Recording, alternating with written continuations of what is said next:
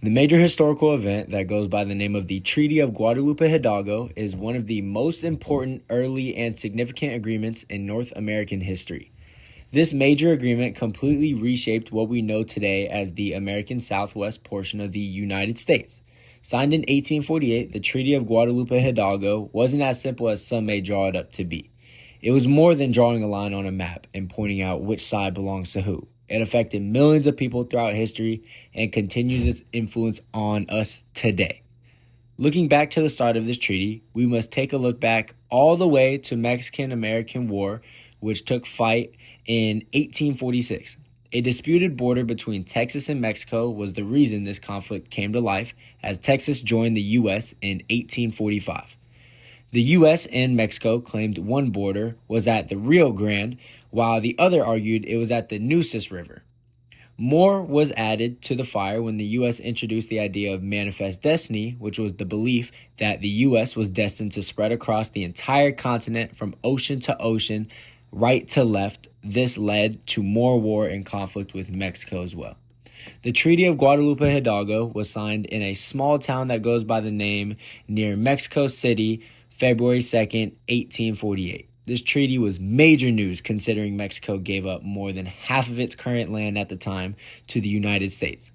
It consisted of major states in the southwest portion of the United States such as California, Nevada, Utah, Arizona, New Mexico, and little parts of Wyoming and Colorado. This land was acquired with the price of $15 million, which is crazy when you compare it to what it would be worth today, and the promise to cover most of Mexico's debts owed to the U.S. citizens. The treaty made it official and set a border at the Rio Grande, which started this entire thing being disputed regarding the border. Not only did this treaty promise the separation of clear borders and land, it promised that Mexicans living in this newly acquired land would choose whether to stay and become U.S. citizens or have the option to leave. However, no matter which side they chose, many faced cases of discrimination, stolen land, and many broken promises from the United States. Many of these families already living on U.S. soil often lost their lands due to the new legal system and biased courts as well. This treaty created a long-lasting terrible sense of injustice among Mexican Americans and opened civil rights and land ownership problems down the road. This long-lasting sense of injustice still has a major impact on our very lives today. The border that was made during the Treaty of Guadalupe Hidalgo still stands today, separating us from Mexico, and still stirs many conversations regarding political and cultural discussions.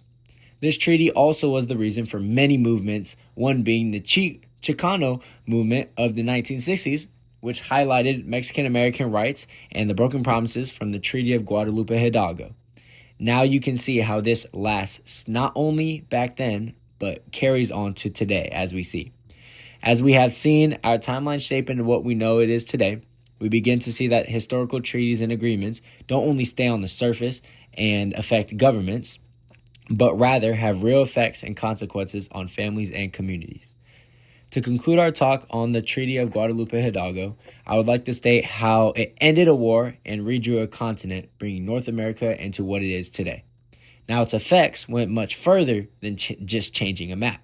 It caused many revolutions, protests, wars, battles, discrimination, community disruption, and ultimately shaped the Southwest to what it is today.